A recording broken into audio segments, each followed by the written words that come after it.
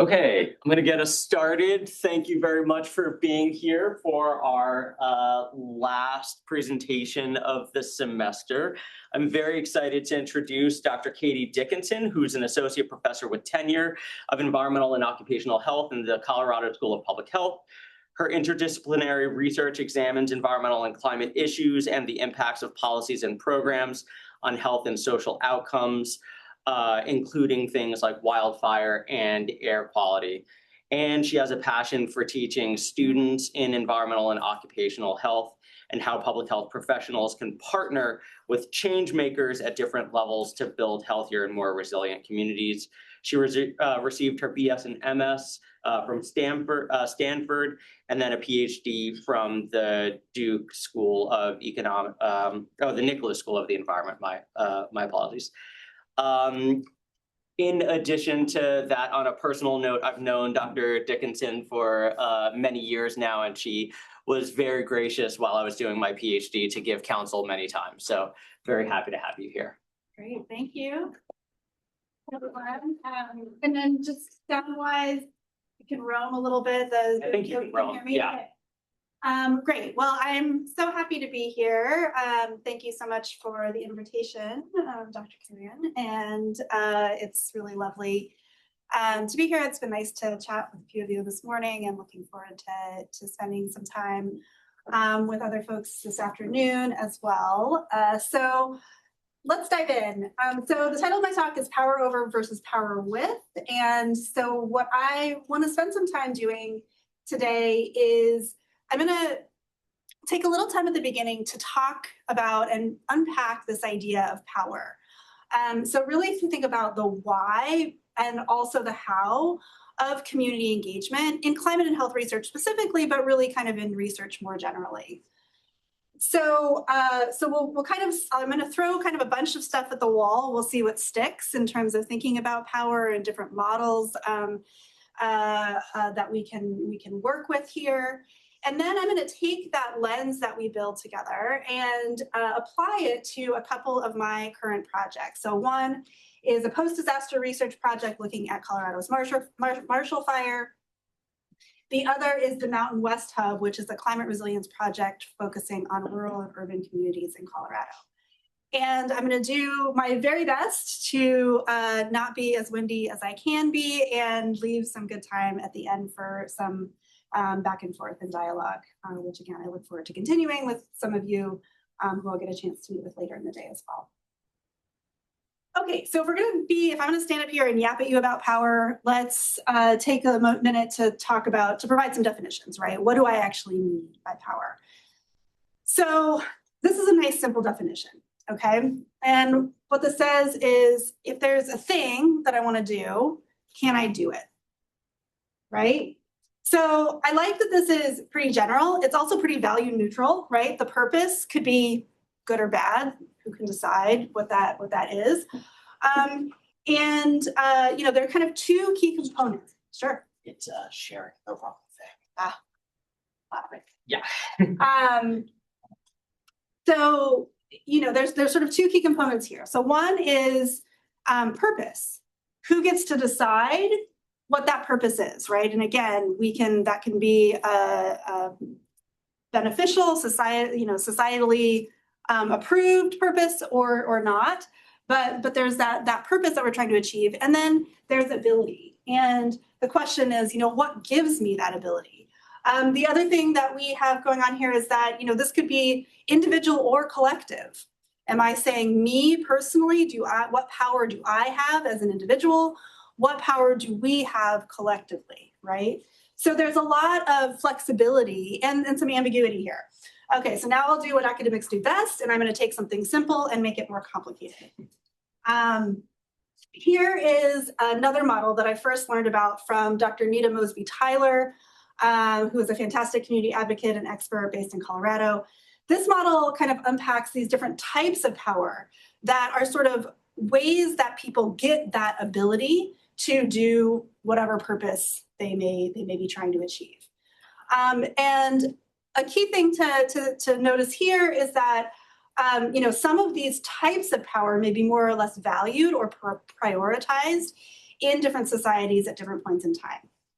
So I'll give a couple of definitions. I'm not going to go through all of these, but legitimate power, for example, is a formal power that somebody receives when they occupy a particular position. So for example, if I am an elected official, if I am elected to be president of a board or president of a country, I have legitimate power given to me because I hold that position, okay? Coercive power, right? I can do something, I can force somebody, I have some leverage or ability to make somebody do something else. Expert power comes from having both, technical knowledge, experience, that allows me to maybe influence other people, or to just know what there is to do and how to do it. All right, but then we have different types of power like referent power. Referent power stems from earned respect and relationships. So this is something that comes from connection and from more of a, kind of collective.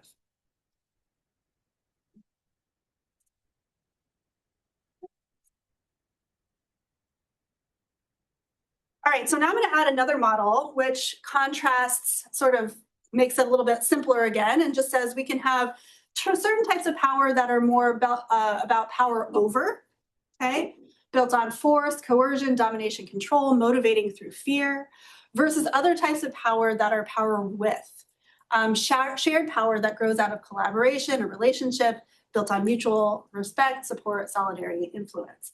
All right, and we can put these two pieces together and try and see like how these map onto each other.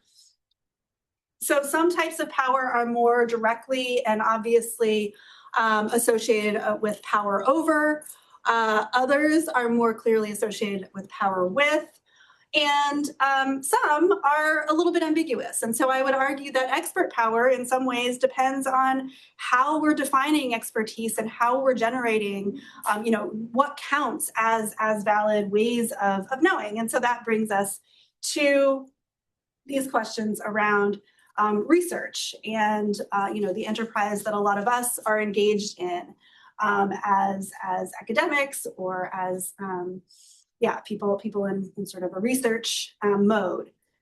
So I would argue that in a lot of our past and current research, we are operating with a structure that looks something like this. We say, okay, researchers, scientists have expert power. We know things. Decision makers have legitimate power, and maybe we as researchers decide what questions to ask. We conduct our research.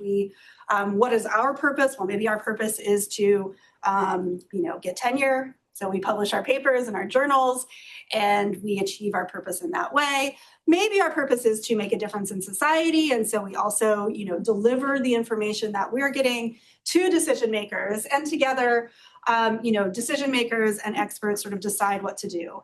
In this model, community members are implicitly or explicitly seen as more or less powerless, right?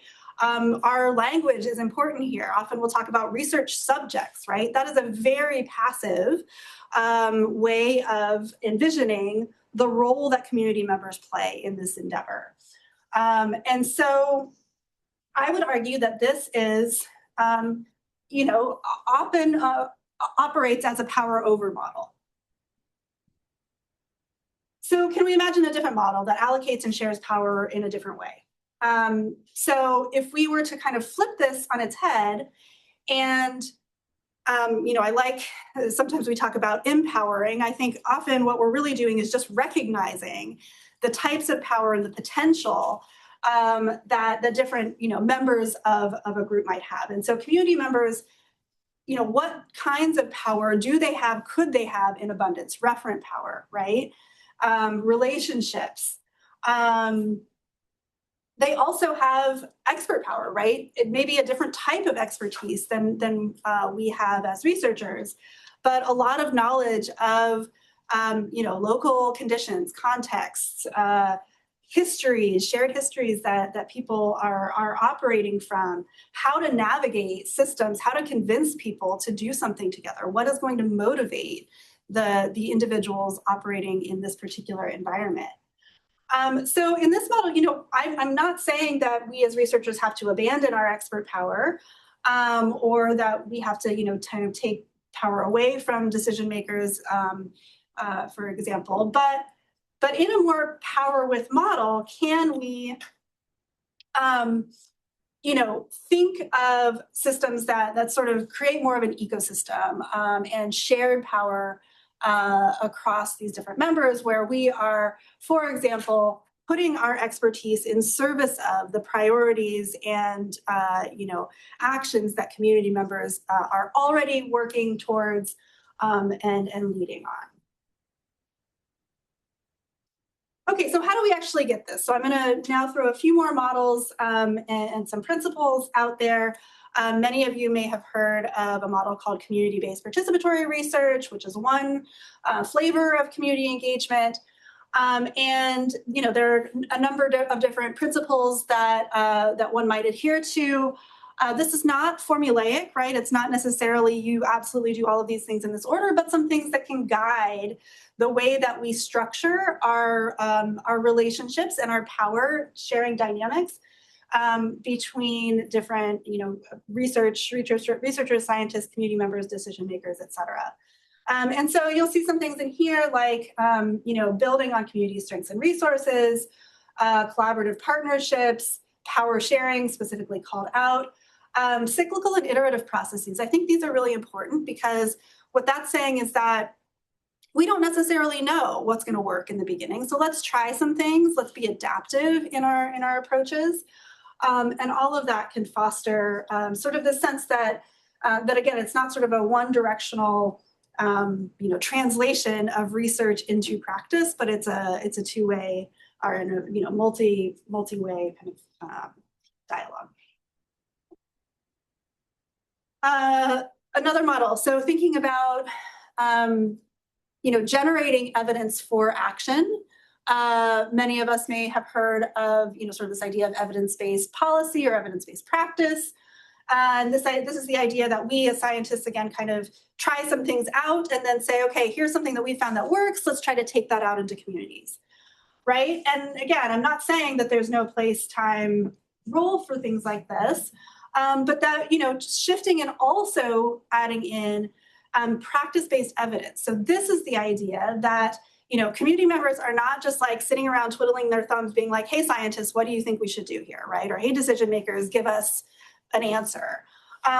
Communities are experimenting, implementing, doing things all the time. So can we take our expertise, see what's already happening out in the world, and develop models, use our science to generate evidence out of, in relationship with things that are already happening. And again, here, prototyping, iterative work is really important. Another model, this focuses on this idea of how we can increase the likelihood that the research we do will actually inform action. So this is the idea of usable science. So if our purpose, right, as I said, as researchers, we might have multiple different purposes. If one of our purposes is to influence change in the real world, how do we increase our ability to do that? Well, some of the work that Lisa Dilling is a colleague at CU Boulder has done really highlights the importance of relationships between knowledge producers and users.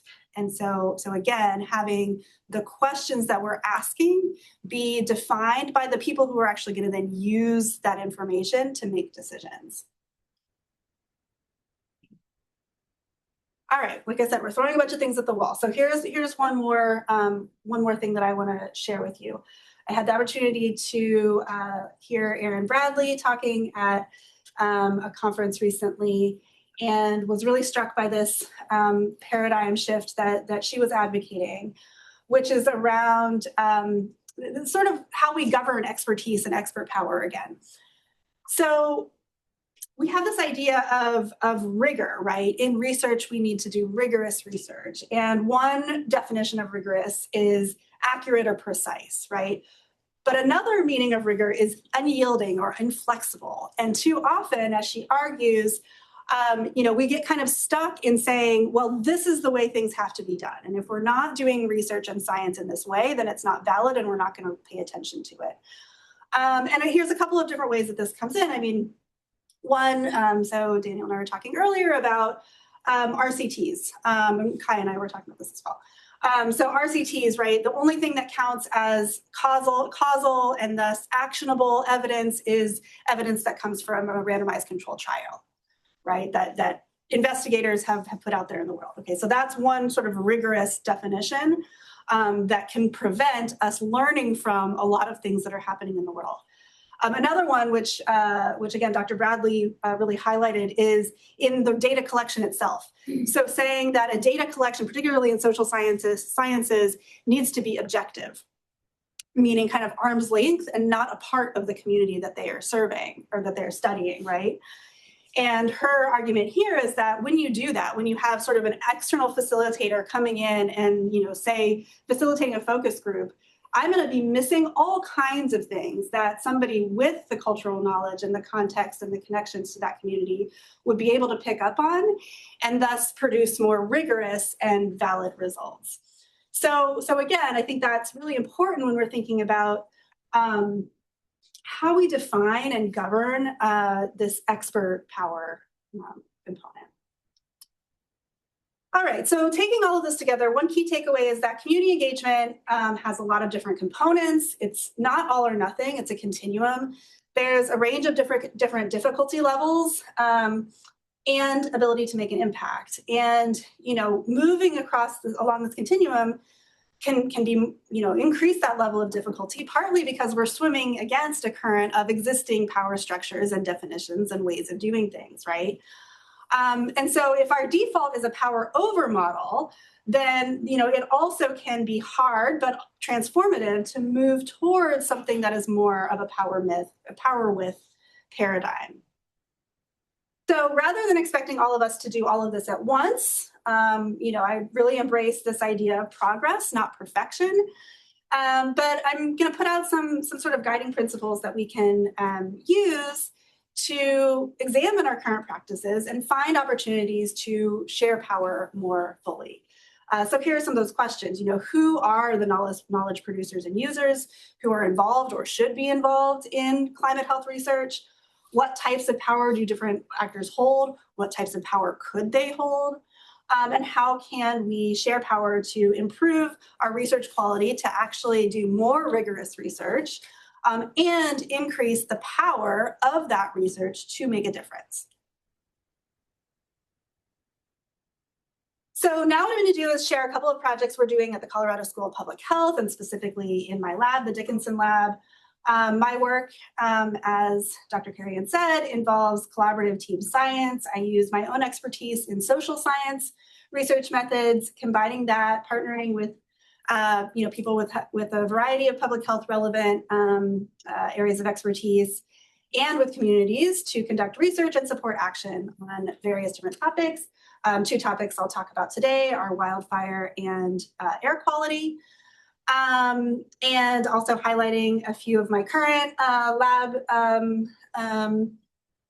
members. So Hannah Walters was my first doctoral student to graduate this past spring, and then Jackie and Lexi are both current doctoral students and working as research assistants in my lab. So using some of the principles that we've discussed, we can do some reflection. I'll tell you a little bit about two projects and then do some reflection on how we're doing. What steps have we taken and can we take to move towards this power with model? Okay, so case study number one, I'm going to talk to you a little bit about the Marshall Fire Unified Research Survey.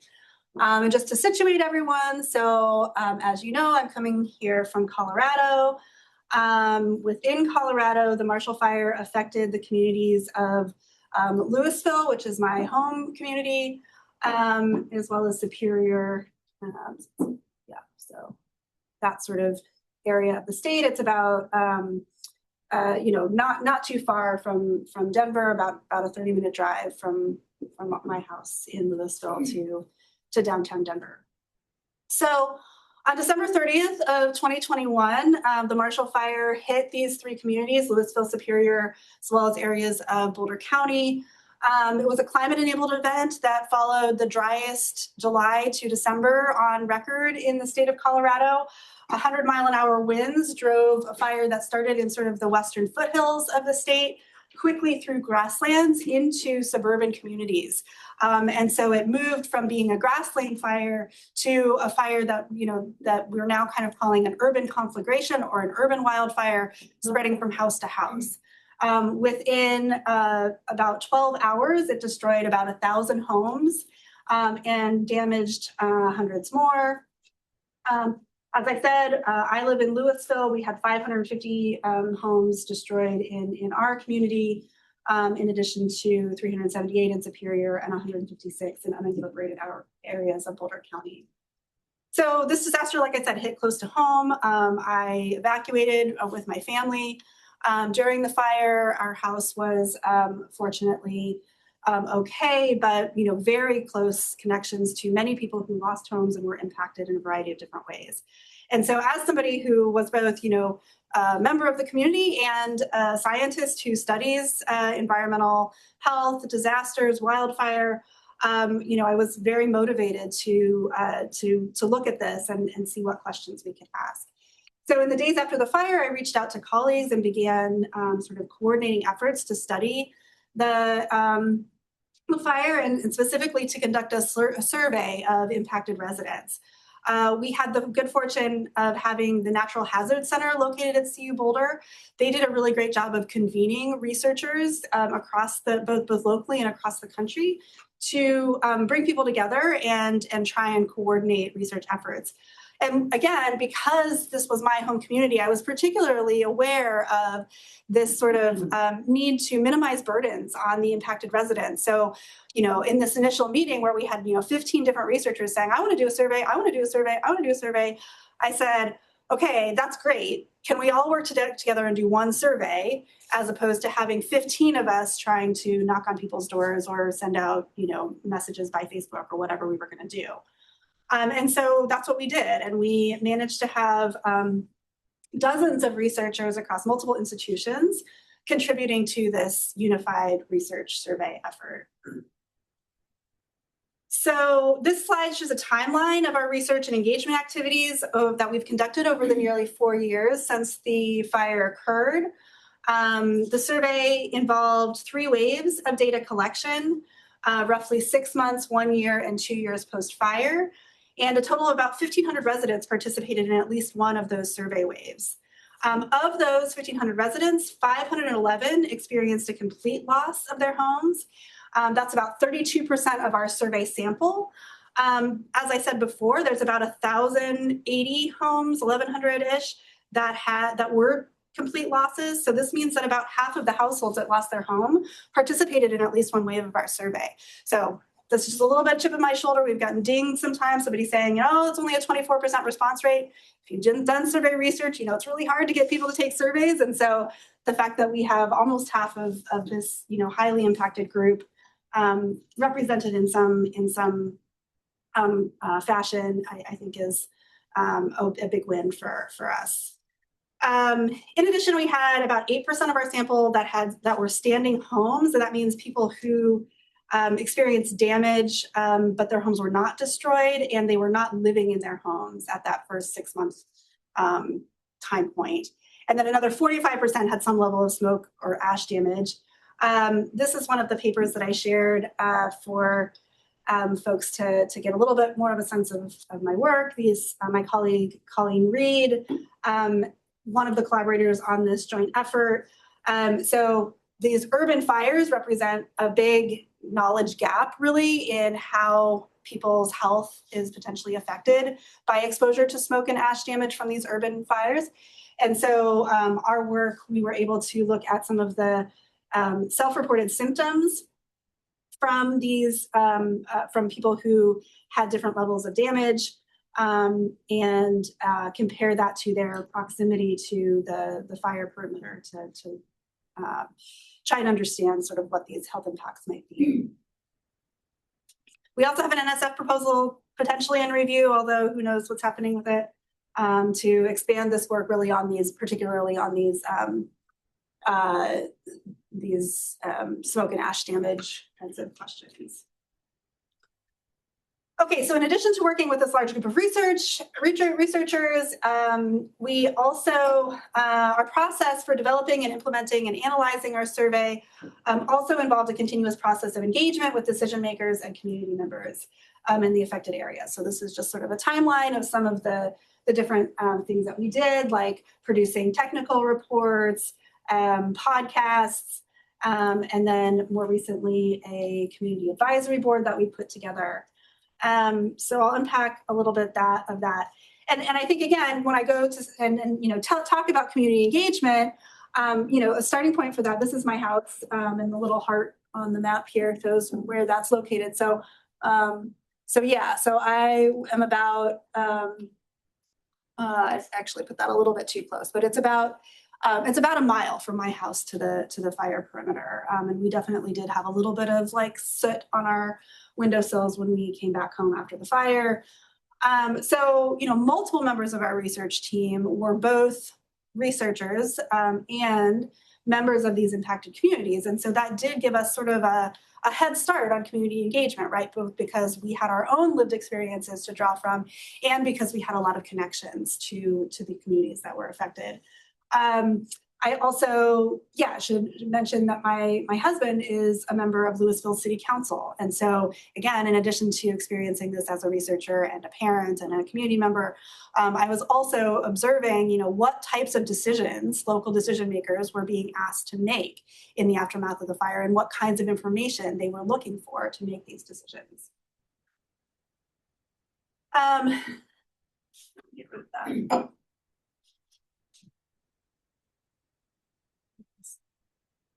That was a late edition that ruins everything.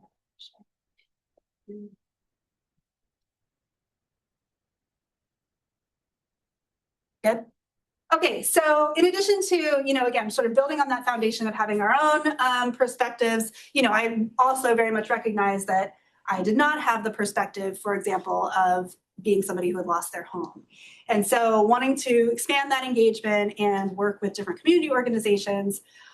So we began doing outreach, and again, we're sort of on one level, right, trying to coordinate this big group of researchers, getting some sense of what some of the questions we thought, were important to answer were, and then also trying to bring in the perspectives of different, again, decision makers, community members, et cetera.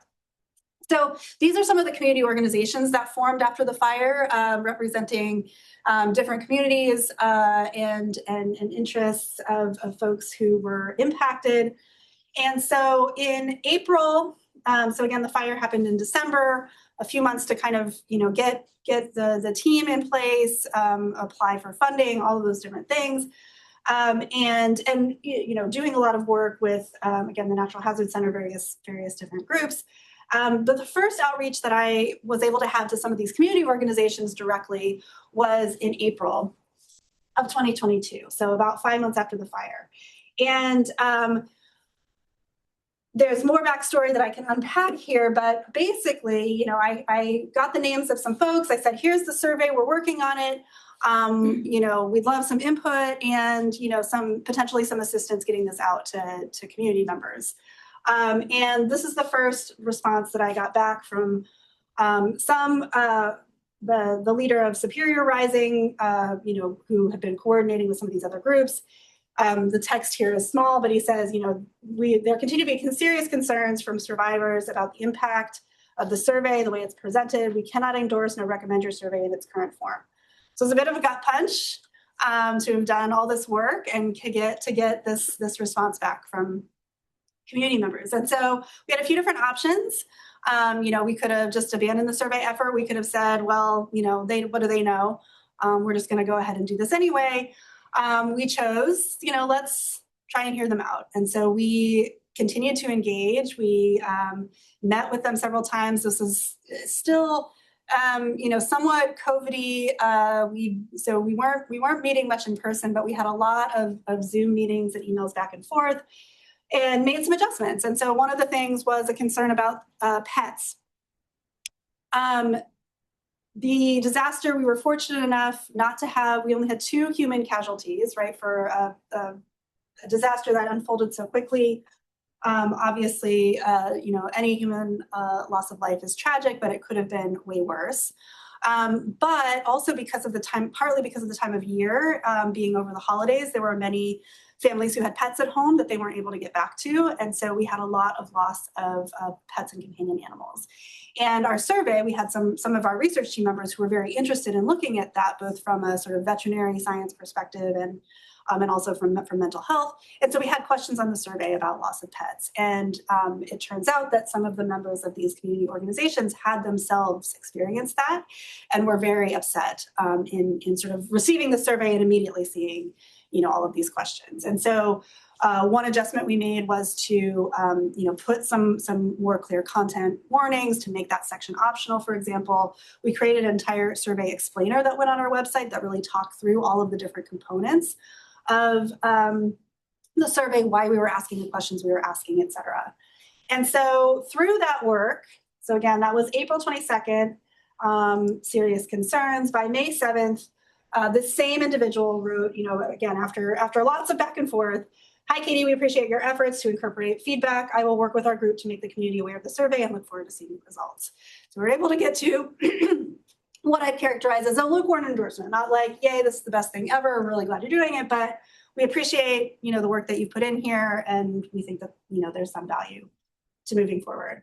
If we fast forward to January 2024, what we actually found is that over time, that ability to engage, right, not surprisingly, as the, people's needs were sort of met and the immediate disaster went away, the interest in like, oh, well, what did you actually learn and how can this be helpful? That increased a lot. And so particularly as we were working on our subsequent survey waves, again, we were doing things like creating technical reports and putting information out to communities, having a lot of dialogue. What do you think we should include on this next wave of the survey? What questions are you interested in? Such that by January of 2024, I was invited to be Marshall Rock, that's our Recovering Our Communities, but a Marshall Rock Star, and attend this community celebration, saying thank you for your efforts to contribute to the recovery, et cetera. So I see that as, again, a pretty significant turnaround from go away, don't do this. Just a few other snapshots. We did something pretty fun in October, about a year ago in October. We held a community science fair. So we, brought our various different team members, again, members of that bigger working group, brought trifold poster boards and said, here are some of the things that we've been working on, and invited all of the survey respondents, other community members to come and circulate and have conversations with us about the work that we've been doing. And again, helping us sort of say, okay, well, now we're moving into this next phase where we are forming a community advisory board. So during that science fair, we both, asked for sort of nominations of people who wanted to serve on our advisory board, and, what are some questions that we think we should be looking at. So this year, we have our current funding is through the Joint Fire Science Program. We have 6 members, and so with that funding, we formed this advisory group. And we're working to develop focus groups with some groups that we think may be either underrepresented in our survey results, such as non-English speakers. So our survey was entirely in English. And so we're going to be doing some focus groups with Spanish speakers, in addition to other groups that may have been underrepresented or whose stories need to be further amplified. Renters are an important group that we've identified. And just one other kind of in terms of, structurally a win here, I think, is that our community, our IRB has been working with us to kind of implement a structure that will allow community members to be co-facilitators of our focus groups, as I was mentioning at the beginning. So for example, rather than having them have to take the 3-hour city human subjects training, they're going to have a meeting with them on Zoom to kind of go through those principles to make sure that they get that training, but that they don't have to sit through something that is going to be a big barrier to their participation. So I think this is a really good example of removing some structural sort of rigor barriers and allowing community engagement to happen more completely. I'm just going to skip over that. We just also had a focus on policy engagement as well. So working with decision makers to deliver our results. And so, you know, if we kind of go back to this model and do some stock taking of where we are, I would say there are some important strengths that I've highlighted. I think we've had really strong engagement of researchers, community members, and government partners. And again, there's some individuals who cross multiple categories within that. Recognizing the expert power that all members are bringing, and increasingly kind of engaging different members in setting that research agenda, participating in data collection and analysis, et cetera. Some challenges. So, this isn't easy. And I think it really illustrates that, you're not going to get it right all the time.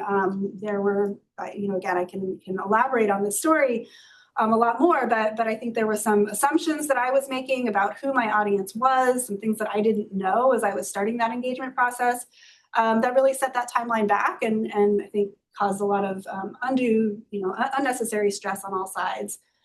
And I think, this question of how we navigate the value of research, again, I think many of us really think knowledge and information are important and that they're important things that we can learn from a disaster like this, with the reality that, when you're working with people who have just undergone, lost their homes, lost everything, asking them to participate in research can feel like a really, big lift. And so how do we navigate that and sort of weigh those risks and benefits? So overall, I guess if I'm going to just give myself a score here, I think we're really moving towards this collaborative model. I think there's been a lot of work that we've done. And at the same time, I think, again, it has, in a lot of moments, been the researchers sort of driving a lot of the questions that we're asking, and when we're trying to see, how to more completely share that power. Okay, I'm going to do this next one very briefly, just to put it out there, and then I'll open it up for questions. So I just wanted to briefly introduce the Mountain West Hub, which is an initiative funded by the National Institutes of Health. We are one of 4 sites that were initially selected for this program starting in 2023. And we've been working with 2 Colorado communities specifically, including the rural San Luis Valley, which is an area of 6 counties, actually about the size of Connecticut. And then urban West Denver, so this more tiny area. And fun fact, these 2 areas, despite being vastly different in size, have about the same population of about 50,000 people. So in our phase 1 was really focused on building relationships, building a foundation of engagement with these 2 communities, understanding how the communities were experiencing climate stressors, some specific ones listed here, identifying priorities for action, and building capacity. We had, a structure that has involved community advisory boards based on some sort of identification of priorities. In year 2, we shifted this around to really focus on community communication about climate stressors and action opportunities. So then near the end of phase 1, we were invited to submit a proposal to do a phase 2. And the requirement here was that phase 2 had to be an intervention study. And so we, air quality was a concern that emerged across both of these communities. Wildfire smoke is a regional challenge affecting both communities. In addition, the San Luis Valley faces, drought-driven dust storms, for example, whereas in West Denver, we have, traffic and industry as other air quality drivers.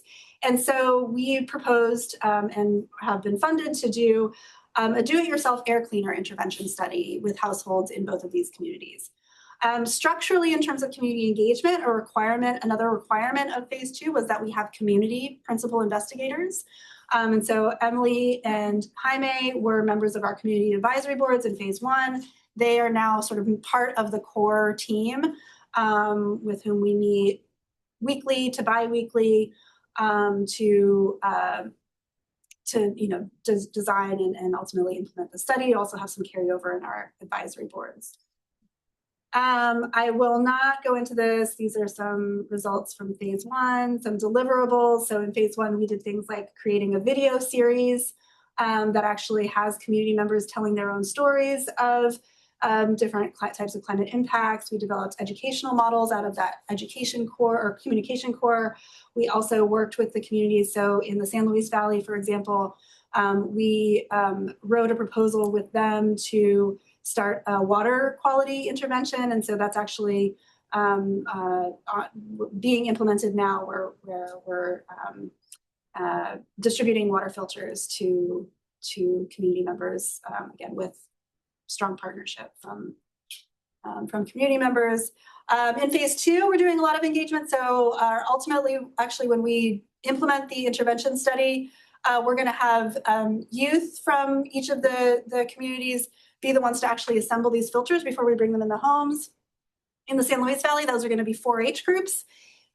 In West Denver, this is a little workshop that we had with members of the Sun Valley Kitchen, which is in one of the public housing neighborhoods in Denver. And just kind of gave them some materials and said, go nuts, how do you think these should be designed, and did some prototyping with them, which is helping to inform sort of what the ultimate type of, specifications of our DIY air filter will be. So in this case, I think, again, there's some strengths that I can highlight. There's the foundation of the project really is a strong commitment to community engagement. This is baked into the funding mechanism, some of the requirements like community PIs, et cetera. Also, having this sort of multi-phase investment has allowed us to have some continuity and invest in these relationships. At the same time, and again, this is something that I have, could go on at length about. There really are some mismatches. So I've talked to a couple of you earlier about the reporting requirements, for example. We have this whole milestone-based work plan, and even though there's sort of this stated commitment to community engagement, and we know that it needs to be adaptable and flexible, if we want to change a milestone, it has to go through this whole reapproval process. So it really creates some disincentives for being as flexible as we think we should be. And then also some, again, in this sort of, okay, so phase 2 has to be an intervention study. It has to have these things. There's a little bit of that sort of rigor in the inflexibility that is still baked in, which is sort of in contrast to the stated, goal of doing community engaged research. And then finally, I think this is really important to highlight, community is not a monolith. So if we have, an advisory board and they're representing different interests and they say, here are our priorities, those are not going to be one priority, right? That's a whole bunch of different things. So in terms of defining purpose that we're now going to work collectively towards, that's a challenge, right? And sometimes it's just alignment of what do we have the resources to do? What do we have the expertise to do? Putting those different pieces together.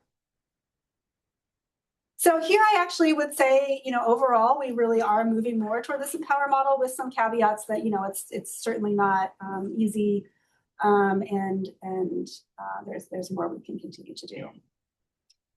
So last thoughts here before I open it up. I really do strongly believe that honoring communities' power and elevating that power will lead to better science with more power to make an actual difference. This takes practice. It's not going to be perfect. We're going to mess up. But we need to get better at messing up and learning from that and being okay with again, progress, not perfection. And I think that, communities of practice and learning from each other. So starting, continuing the types of dialogues that we can, start today about, where have we done this? What has been working? What hasn't been working? How can we do better? I think that's crucially important. And I will stop there and take questions.